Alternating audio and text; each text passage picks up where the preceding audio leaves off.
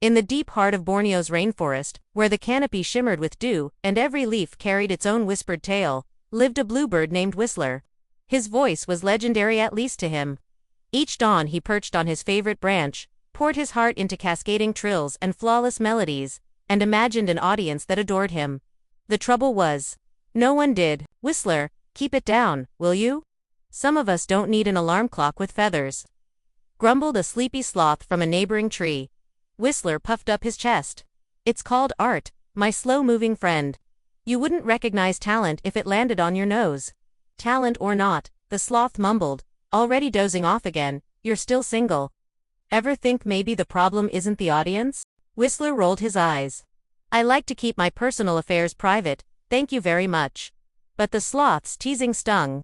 Whistler's songs were full of longing calls for something he couldn't quite name.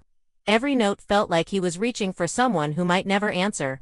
That morning, fate decided to prove him wrong. As Whistler launched into his most dramatic flourish, he lost his balance, slipping off the branch in a feathery tumble. He crashed into a nearby tangle of leaves, groaning. "Hello, is someone there?" A soft voice floated up from the underbrush. "If you're a predator, please don't eat me, I'm terribly stringy." Whistler shook himself off. "Who's there?" A small pink songbird peeked out shyly. "Oh, I didn't mean to eavesdrop on your melody. It was lovely." Whistler tried to play it cool. "Oh, that, just something I improvised. No big deal." "It sounded heartfelt," she said, "like you were singing to someone." Whistler opened his beak to respond, then noticed how delicate she looked, soft plumage with a hint of rose, eyes bright as rain-kissed fruit. "You new around here? Haven't seen you before." "I just arrived," she said. "I used to live near the coast, but it was too noisy. Here, everything feels alive. Near the waves, I felt invisible, like the world was too loud to notice me." "Careful," Whistler teased, "talk like that and the fireflies will start following you around." She laughed. "Gosh, you're good at that." "At what?" "Sounding so alive. Like every note has personality." She tilted her head. "You've got a sweet tone. Smooth, with a little edge." Whistler blinked, caught off guard. "Thanks. I mostly sing too. Well, whoever's listening. Do you ever sing just for yourself?" "Sometimes, but it's easier to sing like you're trying to impress someone." "Funny," she murmured. "I came here looking for something I can't quite explain. I left everything behind, hoping I'd find it here. Well, if you figure out what it is, maybe I can help." Their eyes met for just a moment, too warm, too personal for two strangers who'd only just collided in a bush. "I should keep exploring," she said softly. "There's a lot of forest out there, and I'd rather not be trampled by monkeys on my first week." "Any time, newbie," Whistler said, his voice lighter than usual. But as she flitted away, the jungle felt different. Less empty. Whistler spent the next few days distracted, his melodies softer, as though carrying a secret. One afternoon, he spotted Bella, the elegant peacock, standing perfectly still in a clearing. She hadn't moved for hours. "Having a rough morning, Your Majesty?" Whistler called. "No puddles yet," Bella replied serenely. "The rain hasn't come. You've been standing there for, what, 3 days?" Whistler whistled. "You really think it's worth waiting?" "Patience, Whistler," Bella said without even glancing at him. "The rain is worth every second." "Rain's just water falling from the sky," Whistler scoffed. "You act like it's treasure. And music," Bella countered, "is just air passing through your beak. Yet you treat it like your soul." Whistler paused. "Rain is magic," Bella said softly. "It washes the world clean. It reminds us that even after the driest spells, life comes back. Your feathers look fine without it," Whistler teased. "Why does beauty even matter in the middle of a jungle?" "Beauty isn't for others, Whistler. It's for yourself. Just like your music.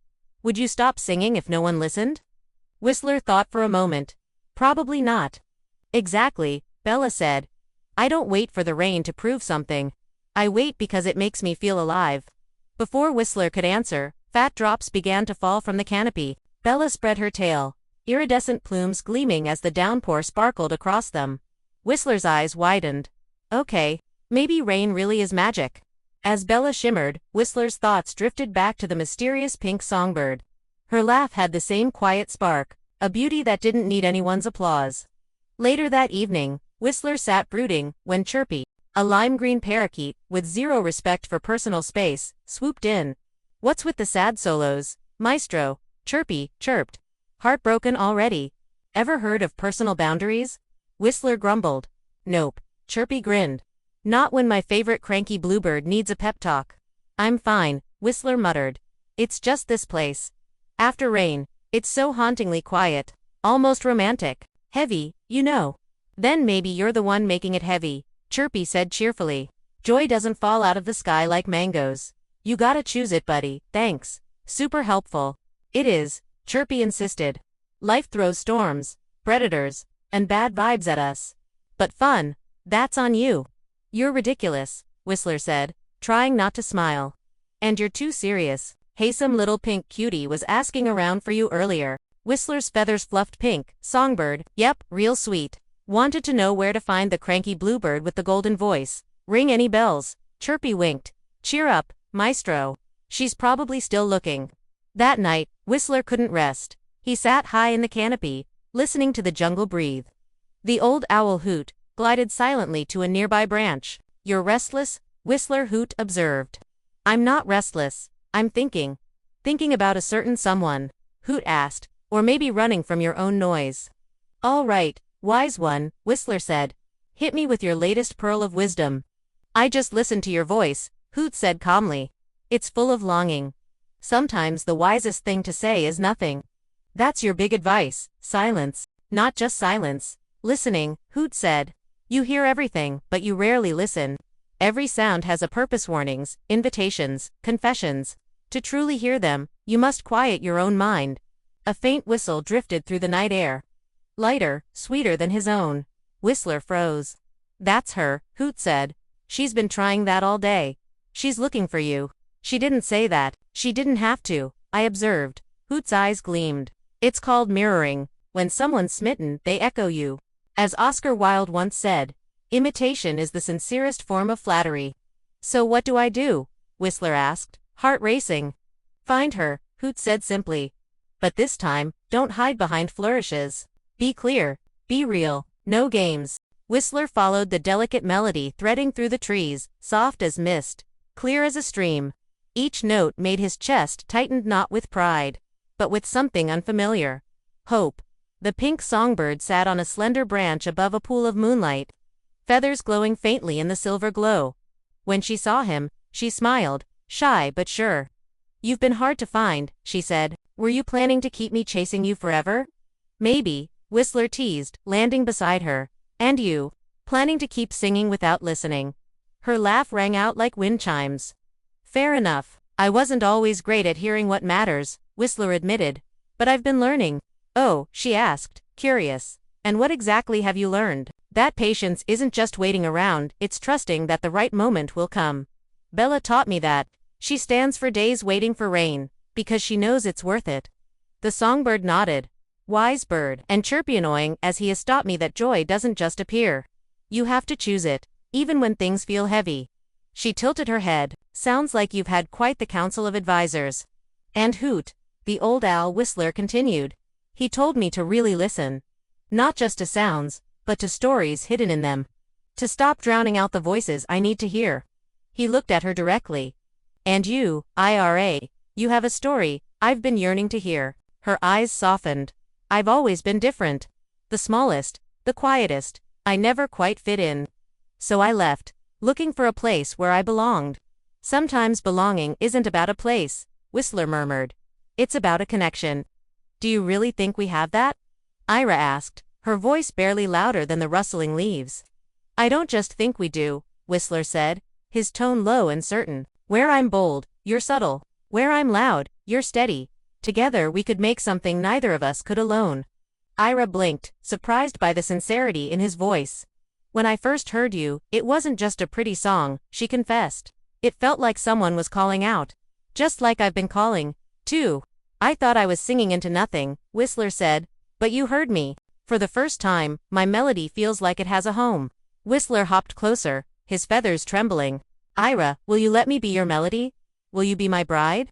Ira's heart leaped, her wings trembling like petals in the wind. Only if you let me be your rhythm, she whispered. Whistler laughed, bright and unguarded. It's a yes. It's a yes. She smiled, The jungle had never seen a wedding like this. News spread from vine to vine, from parrot to python. At dawn, the entire rainforest gathered in a clearing bathed in golden light.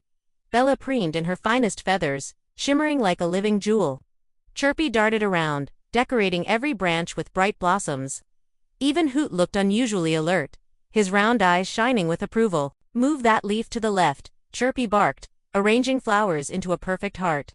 Perfection's overrated, Whistler said with a grin. Passion's what matters.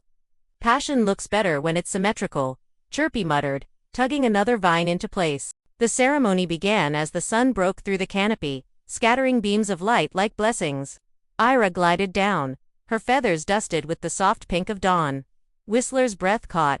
She was radiant not because of how she looked, but because of how she carried herself, sure and unafraid. They stood together as the forest hushed, every eye turned toward them. Bella's voice rang out. We gather not to watch, but to witness. Today is a reminder that love is about seeing and being seen. Whistler and Ira exchanged vows in song, their voices weaving together like vines climbing the same tree. Her soft harmonies grounded his soaring notes, his bright trills lifted her gentle tones to the sky. It wasn't just music. It was a conversation, a promise, a homecoming. When their final notes faded, the jungle erupted in cheers, chirps, and rustles.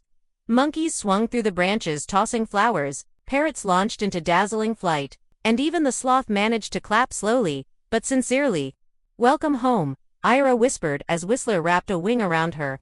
Home, Whistler echoed, his heart so full it might burst. That night, as lantern bugs lit the canopy and the newlyweds perched side by side, Whistler thought of everything that had led him here: the teasing sloth, Bella's shimmering patience, Chirpy's relentless cheer, Hoot's quiet wisdom.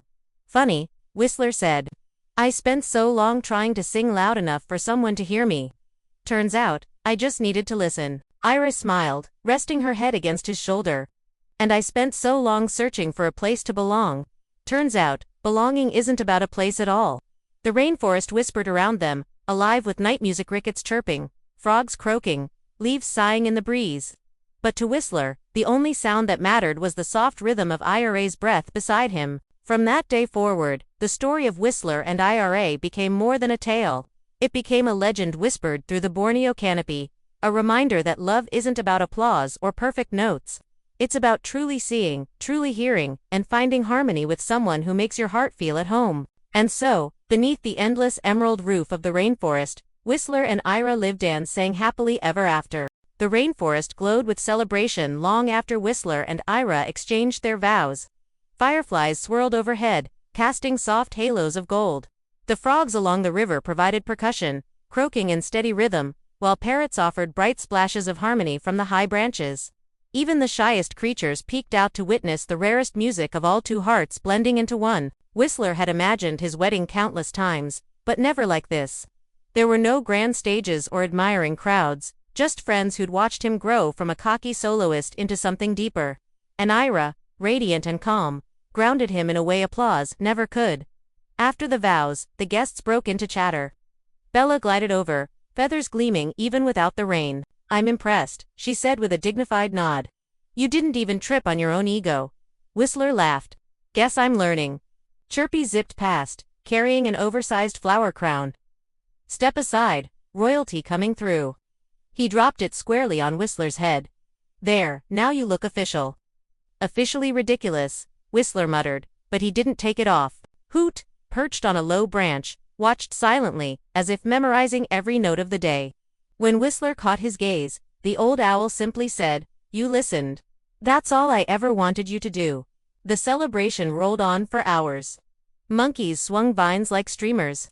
A family of hornbills beat their wings in slow, synchronized patterns. Even the sloth managed to make it to the food branch on time, something no one thought possible. As the night deepened, Whistler and Ira slipped away to a quieter part of the canopy. You okay? Ira asked. More than okay, Whistler said softly. I've never felt this. Still, like the music's not something I have to chase anymore, it's just here. That's because you're not singing to fill the silence, Ira murmured. You're singing because you're happy. Whistler tilted his head, thinking about that. All his life he'd been performing, chasing admiration like it was nectar.